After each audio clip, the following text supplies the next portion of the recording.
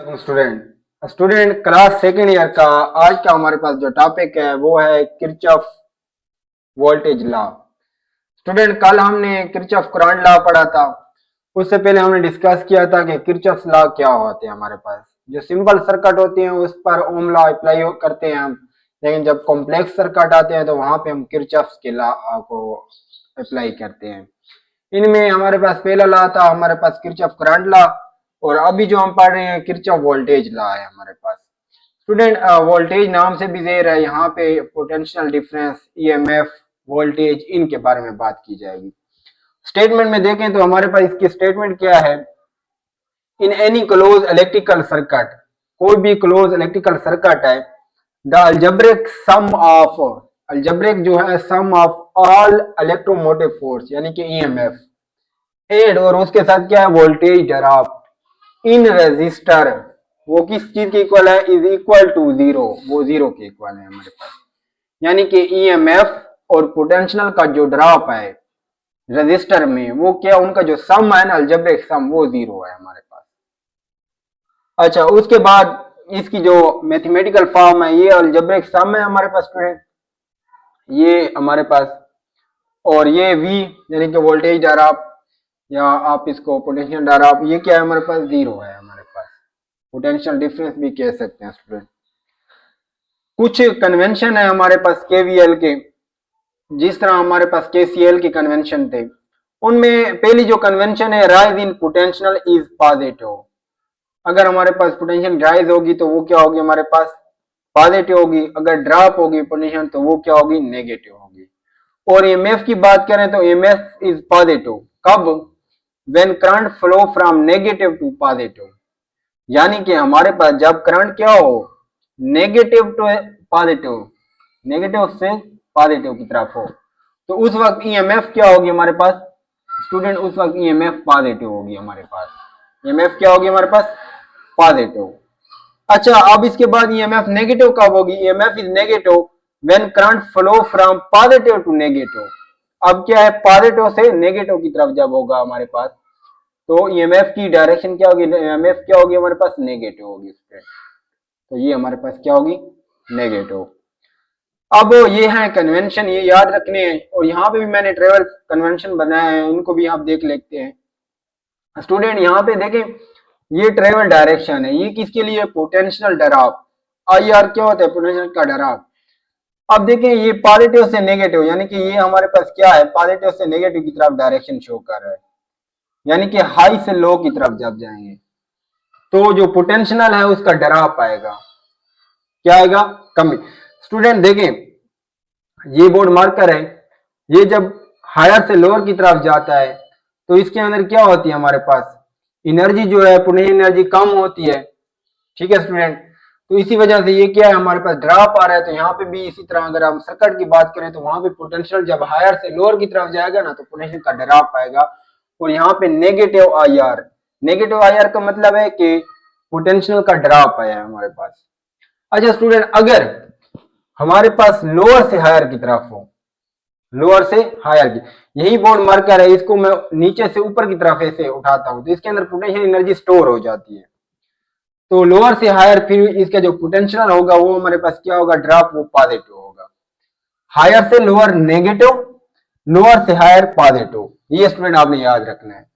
इसी तरह travel direction अगर देखें ईएमएफ की बात करें तो जब हमारे पास पॉजिटिव से नेगेटिव, यानी कि कहां से हायर से लोअर की तरफ, ये क्या है हमारे पास हायर और ये लोअर, तो ये वाली डायरेक्शन है स्टूडेंट। हायर से लोअर की तरफ जब जाएंगे तो हमारे पास क्या होगी नेगेटिव होगी। इसी तरह क्या करें कि जब हमारे पास ये हो लोअर से हायर की तरफ, नेगेटिव से पॉजिटिव की तरफ, लोअर से हायर की तरफ, तो स्टूडेंट उस वक्त तो पोटेंशियल सॉरी ईएमएफ क्या होगी हमारे पास पॉजिटिव होगी, ईएमएफ क्या होगी पॉजिटिव होगी। अब हम क्या करते हैं ये वैल्यू इस सर्किट डायग्राम में हम क्या करते हैं अप्लाई करते हैं। अगर स्टूडेंट आपको ये समझ आ गई तो ये सर्किट डायग्राम आपको समझ आ जाएगा। सर्किट डायग्राम क्या है हमारे पास, इसके अंदर स्टूडेंट देखें ये हमारे पास दो बैटरीज लगी हुई हैं, एक को मैंने EMF1 का नाम दिया, इसकी EMF2 है हमारे पास। तो ये EMF1 है और ये हमारे पास क्या है, 2 है। तो EMF1 जो है ये हमारे पास स्ट्रॉन्गर है, यानी कि मैं यहाँ पे लिख सकता हूँ कि हमारे पास EMF जो 1 है वो ग्रेटर है EMF2 से, यानी कि ये स्ट्रॉन्गर है, ये क्या है, स्ट्रॉन्गर नहीं है। तो अब स्टूडेंट देखें कि करंट की जो डायरेक्शन है वो किस सिमत में है, स्टूडेंट एंटी क्लॉकवाइज है। ये हमारे पास क्या होती है, क्लॉकवाइज होती है, ये एंटी क्लॉकवाइज है।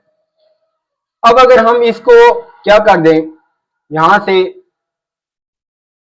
इस बैटरी 2 को हम छोड़ देते हैं फिलहाल, हम इस 1 को देखेंगे तो ये हमारे पास क्या है, हायर से लोअर की तरफ, और ये नेगेटिव से पॉजिटिव की तरफ। तो देखें स्टूडेंट, जब नेगेटिव से पॉजिटिव की तरफ आएगा, नेगेटिव से पॉजिटिव की तरफ, तो आप देख सकते हैं, यानी कि जब लोअर से हायर की तरफ, लोअर से हायर की तरफ, तो यहां पे मैंने पॉजिटिव ले जाया है, यहां पे मैंने क्या लगाया, पॉजिटिव। अब स्टूडेंट रजिस्टर की बात करते हैं। रजिस्टर में देखें तो ये हायर है, ये क्या है हमारे पास, लोअर है, और जब हायर से लोअर की तरफ जाते हैं, इसमें देखें तो हमारे पास क्या होता है, पोटेंशियल का ड्रॉप आता है, यानी कि अब हायर से लोअर की तरफ आ रहे हैं हम, हायर से लोअर की तरफ, तो पोटेंशियल का ड्रॉप आएगा। तो यहां पे मैं लिखूंगा -IR1, -IR1। अच्छा स्टूडेंट, इसके बाद हम इस बैटरी 2 को देखते हैं। अब देखिए स्टूडेंट, ये हमारे पास हायर से लोअर की तरफ, तो अगर हमारे पास हायर से लोअर की तरफ आए तो इसका क्या मतलब होता है स्टूडेंट, EMF क्या हो गया हमारे पास, यहाँ पे ऊपर लिखा हुआ है कि अगर हमारे पास हायर से लोअर की तरफ जाएगा तो फिर क्या होगा, माइनस आएगा। तो यहाँ पे मैं लिखूंगा ये जो है ना, ये क्या है हमारे पास, माइनस में आएगी, और ये हमारे पास EMF को मैंने माइनस में लिखा है। अच्छा स्टूडेंट, इसके बाद इसके ऊपर आ जाते हैं। अब ये क्या है हमारे पास, ये फिर हायर से हमारे पास क्या है, लोअर की तरफ है, क्योंकि डायरेक्शन इधर है, तो फिर ये भी नेगेटिव में आएगा हमारे पास। तो इधर भी मैंने क्या लगाया, नेगेटिव, हायर से लोअर की तरफ नेगेटिव। अच्छा, इस तरह हमारे पास ये आ जाएगा R2, क्योंकि ये रजिस्टर 2 था हमारे पास, और इज इक्वल टू 0।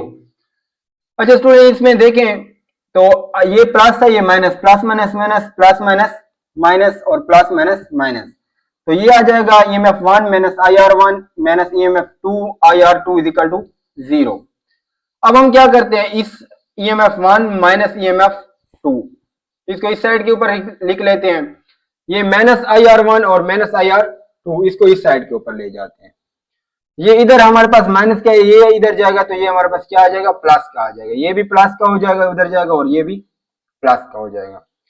अच्छा स्टूडेंट, आप देखिए ये हमारे पास क्या है, सम है। अब इसको EMF1 माइनस EMF2 को मैं लेता हूं कि सम है हमारे पास किसका, दोनों का।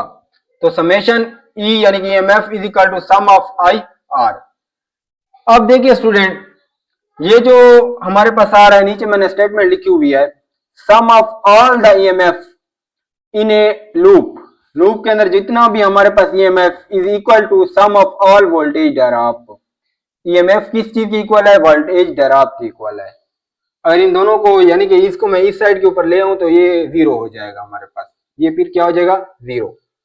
अब देखिए KCL हमारे पास था, law of conservation of charge. अब जो KVL है ना, यानी कि किरचॉफ वोल्टेज लॉ, वो किसके ऊपर बेस कर रहा है, वो हमारे पास कर रहा है law of conservation of energy.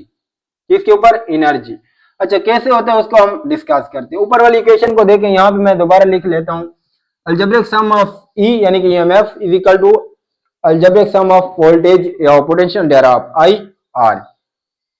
अच्छा स्टूडेंट, हमने पहले पढ़ा हुआ है कि EMF क्या होती है, वर्क डन पर चार्ज होता है हमारे पास फ्रॉम लोअर से हायर की तरफ, ठीक है। और ये हमारे पास भी वर्क डन बाय चार्ज होता है, ये हमारे पास हायर से लोअर की तरफ होता है, ठीक है। तो अब देखें, इधर भी work done per unit charge और इधर भी work done per unit charge, ये Q और ये Q यानी कि चार्ज ये कैंसिल हो जाएंगे, तो इस साइड के ऊपर क्या आ जाएगा, वर्क आ जाएगा, और उस साइड के ऊपर भी वर्क है, work in the form of energy. तो ये बेसिकली क्या है हमारे पास, किसको ओबे करता है, law of conservation of energy को ओबे करता है। तो स्टूडेंट, ये हमारे पास था किरचॉफ का वोल्टेज लॉ, और ये किसके ऊपर बेस कर रहा है, law of conservation of energy के ऊपर बेस कर रहा है। स्टूडेंट आपका किसी किस्म का कोई भी क्वेश्चन है इस टॉपिक से रिलेटेड तो आप कमेंट्स बॉक्स में पूछ सकते हैं। Thank you, Allah Hafiz.